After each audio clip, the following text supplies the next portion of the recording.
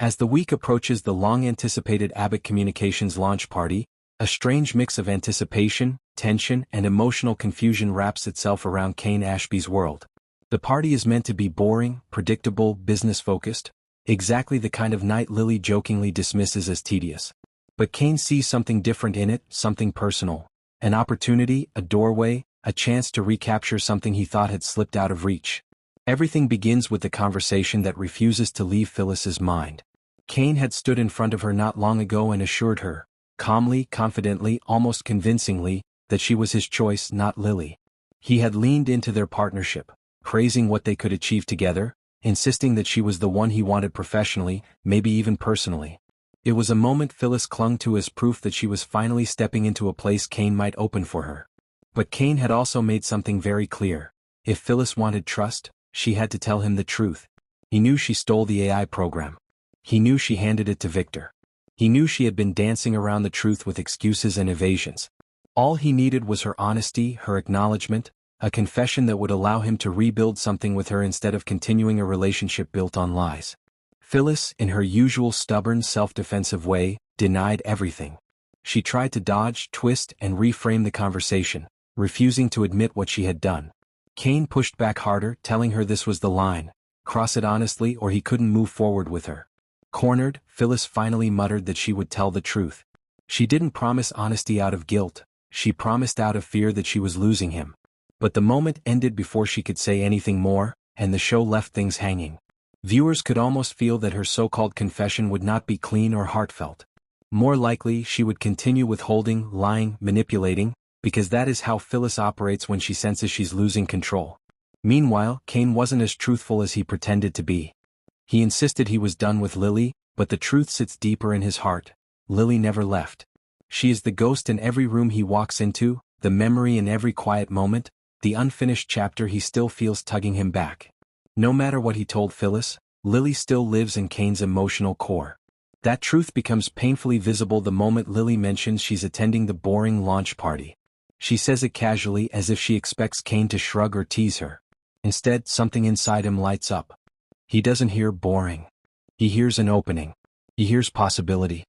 He hears the whisper of a night where he might bridge the distance between them. Kane invites her, not flirtatiously, not dramatically, just with that soft, hopeful tone he uses only with Lily. He tells her they could go together. They could make it fun. They could escape the stiffness of the event and find a tiny space where the two of them could reconnect. Lily hesitates because she knows Kane is tangled in Phyllis drama. She knows he's been indecisive. She knows she could get hurt again. But her heart is not made of stone, and part of her still feels the echo of the bond they once had. Slowly the idea becomes tempting. Maybe going together wouldn't be a mistake. Maybe it would be a chance to see what still exists between them, if anything at all. But this small shift, this quiet potential for reconnection, does not go unnoticed. Phyllis hears the update, whether someone tells her or she overhears it in one of her perfectly timed moments, and immediately feels the twist of jealousy tightening inside her. It's not just heartbreak. It's not even betrayal. It's the feeling of losing a game she believed she could control. Phyllis has always been a woman who fights for what she wants, even when she's wrong. Even when she knows the path she's taking will cause chaos. And for her, seeing Kane and Lily walking into the party together is more than painful. It is intolerable. If she can't have him, she refuses to let Lily slide quietly into his heart again.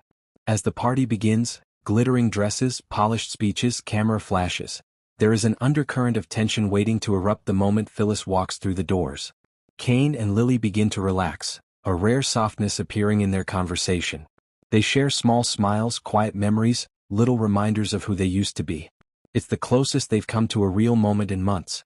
And right when that warmth grows, right when Kane feels the flicker of something familiar, Phyllis sweeps into the room. Her presence is a spark thrown onto dry leaves. The entire atmosphere shifts. Lily feels it. Kane feels it. And Phyllis knows exactly what she's doing. She interrupts, not loudly, not dramatically, but with that cutting, unapologetic confidence that has become her trademark. She inserts herself between them with a smile too bright to be genuine, comments too sharp to be innocent, and energy too chaotic to ignore. This is the moment that might finally break something inside Kane. He sees the pattern repeating. Every time he takes a step forward with Lily, Phyllis pulls him back into complication and mistrust. Every time he tries to rebuild something real, Phyllis arrives with her jealousy, her insecurity, her sabotage. The spoilers suggest that this might be the moment Kane reaches his limit. The final straw. The point where he looks at Phyllis, not with anger but with exhaustion, and tells her he's done. He might end the messy, manipulative connection they have. Or at least try to. Because for the first time in a long while, Kane sees a future with Lily re-emerging. And Phyllis sees it too, which is exactly why her jealousy is going to spiral into even more drama as this triangle grows messier, louder, and much more explosive in the days ahead.